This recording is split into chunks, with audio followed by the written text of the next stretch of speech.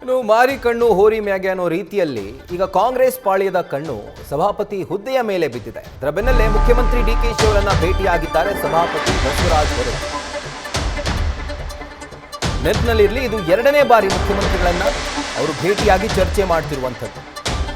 ಸದಾಶಿವನಗರದ CM ನಿವಾಸದಲ್ಲಿ ಭೇಟಿಯಾಗಿ ಮಾತುಕತೆ ನಡೆಸಿದ್ದಾರೆ. ಈ ವೇಳೆಯಲ್ಲಿ ಸಭಾಪತಿ ಸ್ಥಾನಕ್ಕೆ ನಾನು ರಿಸೈನ್ ಮಾಡ್ತೀನಿ ಅಂತ ಸಭಾಪತಿ ಬಸವರಾಜ ಹೊರಟ್ಟಿ ಅವರು ಹೇಳಿದ್ದಾರಂತೆ. ಸದನದ ಮೊದಲ ದಿನ ನಾನು ರಾಜೀನಾಮೆ ನೀಡ್ತೀನಿ ಅಂತ ಹೇಳಿದ್ದಾರೆ. ಅವರು ಒಪ್ಪಿದ್ರೆ ಅವರನ್ನೇ ಹಂಗಾಮಿ ಸಭಾಪತಿಯನ್ನ ಮಾಡ್ತೇವೆ. ಈ ರೀತಿಯಾಗಿ ಮುಖ್ಯಮಂತ್ರಿ ಡಿಕೆಶಿ ಕೂಡ ಅವರ ಭೇಟಿಯ ಸಂದರ್ಭದಲ್ಲಿ ಪ್ರತಿಕ್ರಿಯೆ ಕೊಟ್ಟಿದ್ದಾರೆ. ಅವರು ರಿಸೈನ್ ಮಾಡ್ತೀನಿ ಅಂತ ಹೇಳಿ ದೇಶದ ಮುಂದೆ ಹೇಳಿದ್ದಾರೆ. ಅವರಿಗೆ ಅವರ ಸ್ಥಾನಕ್ಕೆ ನಾವು ಗೌರವ ಕೊಡ್ತೇವೆ ಅಂತ ಈ ಭೇಟಿಯ ನಂತರ ಮುಖ್ಯಮಂತ್ರಿ ಡಿ.ಕೆ. ಶಿವಕುಮಾರ್ ಹೇಳಿದ್ದಾರೆ. ಸೊ ಈಗ ಆಗಸ್ಟ್ 14ರಂದು ಸಭಾಪತಿ ಸ್ಥಾನಕ್ಕೆ ಅವರು ರಾಜೀನಾಮೆ ಸಲ್ಲಿಕೆ ಮಾಡ್ತಾರೆ ಅನ್ನುವಂಥದ್ದು ಸುದ್ದಿ. ಅದರ ಬೆನ್ನಲ್ಲೇ ಎರಡನೇ ಬಾರಿ ಇವತ್ತು ಮುಖ್ಯಮಂತ್ರಿ ಡಿ.ಕೆ.ಶಿ ಅವರನ್ನು ಭೇಟಿಯಾಗಿರುವಂಥದ್ದು. ಯಾಕಂದರೆ ಕಾಂಗ್ರೆಸ್ಗೆ ಈಗ ಸಂಖ್ಯಾಬಲ ಇದೆ ಸಭಾಪತಿ ಸ್ಥಾನವನ್ನು ತನ್ನತ್ರ ಸೆಳೆದುಕೊಳ್ಳಲಿಕ್ಕೆ. ಸೊ ಹೀಗಾಗಿ ಶತಾಯಗತಾಯ ಆ ಸ್ಥಾನ ಕೂಡ ನಮ್ಮದೇ ಆಗಿರಬೇಕು ಅನ್ನುವಂಥ ಜಿದ್ದಿಗೆ ಕಾಂಗ್ರೆಸ್ ಪಾಳ್ಯ ಬಿದ್ದಿದೆ, ಎಸ್ಪೆಷಲಿ ಮುಖ್ಯಮಂತ್ರಿ ಡಿ.ಕೆ. ಶಿವಕುಮಾರ್.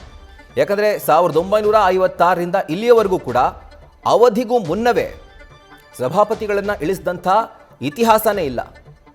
ಹಾಗಿದ್ದರೂ ಕೂಡ ಈಗ ಈ ಒಂದು ಕೆಲಸಕ್ಕೆ ಕಾಂಗ್ರೆಸ್ ಪಾಳ್ಯ ಮುಂದಾಗಿದೆ.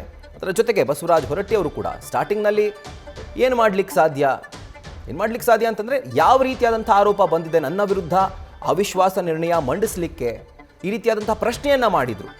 ಇದಾದ ನಂತರ ಆಯಿತು ನಾನು ರಿಸೈನ್ ಮಾಡ್ತೀನಿ ಅನ್ನುವಂಥ ಒಂದು ಡಿಸಿಷನ್ಗೆ ಅವರು ಬಂದಿದ್ದಾರೆ. ಇದಾದ ನಂತರ ಎರಡನೇ ಬಾರಿ ಮುಖ್ಯಮಂತ್ರಿ ಡಿ.ಕೆ. ಶಿವಕುಮಾರ್ ಅವರನ್ನು ಅವರು ಭೇಟಿಯಾಗಿದ್ದಾರೆ. ದೃಶ್ಯಗಳಲ್ಲಿ ಗಮನಿಸ್ತಾ ಇದ್ದೀರಿ. ಇವತ್ತು ಮುಖ್ಯಮಂತ್ರಿ ಡಿ.ಕೆ.ಶಿ ಅವರನ್ನು ಸಭಾಪತಿ ಬಸವರಾಜ ಹೊರಟ್ಟಿ ಅವರು ಭೇಟಿಯಾದಂತಹ ಸಂದರ್ಭ. ಈ ವೇಳೆ ಚರ್ಚೆ ಮಾಡಿದ್ದಾರೆ. ನಮ್ಮ ಸ್ಥಾನಕ್ಕೆ ನಾವು ರಿಸೈನ್ ಮಾಡ್ತೀವಿ ಅಂತ ಕೂಡ ಈ ಒಂದು ಸಂದರ್ಭದಲ್ಲಿ ಅವರು ಹೇಳಿದ್ದಾರೆ.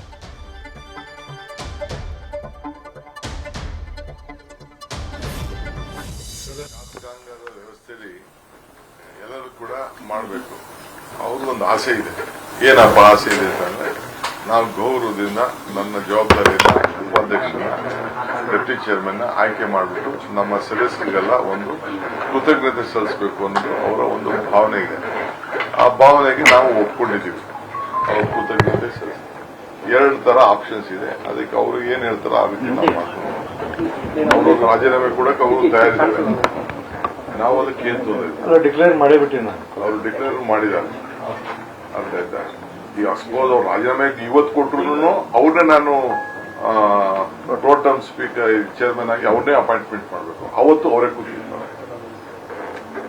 ಅವತ್ತು ಸಪೋಸ್ ಇಫ್ ಯು ವೇಕೇಸ್ ನಾವು ಆನ್ ಬೇಸಿಕ್ ಪ್ರಿನ್ಸಿಪಲ್ ಅವ್ರನ್ನೇ ನಾನು ಅಪಾಯಿಂಟ್ಮೆಂಟ್ ಮಾಡಬೇಕಾಗ್ತದೆ. Because is senior most member.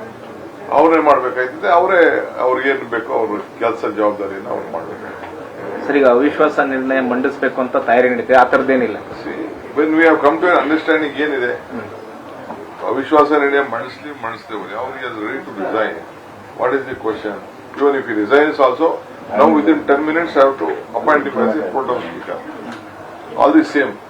So ಅದಕ್ಕೆ ಯಾಕೆ ಆಯ್ತು, ಕೆಲವರು ಪೇಪರ್ ಅಲ್ಲಿ ಟಿವಿಲಿ ಏನೇನೋ ಬಂತು ಅಂದ್ಬಿಟ್ಟು ಅವರು ಸ್ವಲ್ಪ ನಮ್ಮವರು ಸ್ವಲ್ಪ ಯೋಚನೆ ಮಾಡ್ತಾರೆ. ಅವರೇ ಹೇಳದ ಮೇಲೆ ಇನ್ನೇನಿದೆ. ನಾನು ಮೊನ್ನೆ ಹೇಳಿದ್ದೀನಿ ಇಲ್ಲ, ನಾನು 14 ನಾನು ಕೊಡ್ತೀನಿ. ಅದಕ್ಕೆ ನಾನೇನು ಕೊಡ್ತೀನಿ ಅದನ್ನ ನಾನು ಮಾತಿಗೆ ಬದ್ಧ. Only difference is only that whether he should work there as a pro tem speaker or a regular chairman. ಎರಡೇ ವ್ಯತ್ಯಾಸ ಇದೆ, ಬೇರೆ ಏನಿಲ್ಲ. He has accepted to resign. ಅವಿಶ್ವಾಸ ನಿರ್ಣಯದ ಮಾತು ಇಲ್ಲಿ ಬರೋದೇ ಇಲ್ಲ ಸರ್. ಅವ್ರು ರಾಜೀನಾಮೆ ಕೊಡ್ತೀನಿ ಅಂತ ನಿಮ್ಮ ಮುಂದೆ ದೇಶದ ಮುಂದೆ ಹೇಳಿದ್ಮೇಲೆ ಅವ್ರಿಗೆ ಇಷ್ಟು 40 ವರ್ಷದ ರಾಜಕಾರಣನ ತ್ಯಾಗ ಮಾಡಕ್ಕಾಗ್ತದೆ ಯಾರು? It is basic principle. Is very principle man. ಆ ಚೇರ್ಗೆ ಎಷ್ಟು ಗೌರವ ಕೊಡಬೇಕೋ ಇವ್ರಿಗೆ ಕೊಟ್ಟಷ್ಟು ಗೌರವ ಯಾರು ಕೊಟ್ಟಿಲ್ಲ. ಇವ್ರು ನಡ್ಕೊಂಡಂಗೆ ಸರ್ಕಾರಕ್ಕೆ ಯಾವ ಸಂದರ್ಭದಲ್ಲೂ ಸರ್ಕಾರಕ್ಕೆ ಗೌರವನ ಕಾಪಾಡ್ಕೊಂಡು ಬಂದಿದ್ದಾರೆ. ಅದಕ್ಕೆ we are very grateful to you. ಆರೋಪ ಏನಂತಂದ್ರೆ ಇವ್ರಿಗೂ ಕೂಡ ಸಭಾಪತಿಗಳ ಬದಲಾವಣೆ ಆಗಿರ್ಲಿಲ್ಲ, ಈ ರೀತಿ ಅವಿಶ್ವಾಸ. ಅವರ ಆರೋಪ ನಾನು ಲಿಸ್ಟ್ ಹೇಳ ನಿಮ್ಗೆ. ಅವರು ರಾಜ್ಯಗಳಲ್ಲಿ ಏನೇನು ಮಾಡಿದ್ದಾರೆ ಅಂತ ಲಿಸ್ಟ್ ಬೇಕಾದ್ರೆ ನಾನು ಲಿಸ್ಟ್ ಹೇಳ್ತೀನಿ. ಅದೆಲ್ಲ I don't want to comment on them. ಬಿಡಿ, ಅವ್ರೇನಾಗಲಿ. ಈಗ ನಮ್ದು ಅವ್ರದ್ದು ಈ ಮನೆ ವಿಚಾರ ಹೊರಟಿನ ಚೇರ್ಮನ್ ಮಾಡಿದಾಗ ಶೆಟ್ರ್ ಇದ್ದಾಗ ಏನ್ ನಡೀತಾ ಹೋಯ್ತು ಇನ್ಸಿಡೆಂಟ್ ನಿಮ್ಮ ಹತ್ರ ಕ್ಲಿಪ್ಪಿಂಗ್ಸ್ ಇರ್ಬೇಕಲ್ಲ ಹಾಕಿ ಅದನ್ನ ಒಂದ್ ದಿವಸ ಅವಕಾಶ ಬೇಕಿದೆ ಸಂಬಂಧಪಟ್ಟಿದ್ದಾರೆ ಯಾರು ಕೃಷ್ಣಪ್ಪ ತಪ್ಪೇನಿಲ್ಲ, ಕೇಳ್ತಾರೆ, ಎಲ್ಲರೂ ಕೇಳ್ತಾರೆ. ಸಣ್ಣ ಬದಲಾವಣೆ ಆಗುತ್ತೆ ಕ್ಯಾಬಿನೆಟ್ ಅಲ್ಲಿ ಅಂತ ಹೇಳ್ತಾ ಇದ್ದಾರೆ. ಹೌದಾ ಸರ್? ಕೆಲವೊಬ್ಬರಿಗೆ ಸರ್ ಈಗ MC ಸುಧಾಕರ್ನ ಕರ್ಸ್ಕೊಂಡಿದ್ದೀವಿ, ಅವ್ರನ್ನು ಕೂಡ ಮನವೊಲಿಸುವ ನಿಟ್ಟಿನಲ್ಲಿ ಕೂಡ ಅವ್ರನ್ನು ಕೂಡ ಮಾತಾಡ್ತಾರೆ. ನ್ಯೂಸ್ ಫಸ್ಟ್ ನಿರ್ಭೀತಿಯಿಂದ ನಿಮ್ಮ ಪರವಾಗಿ.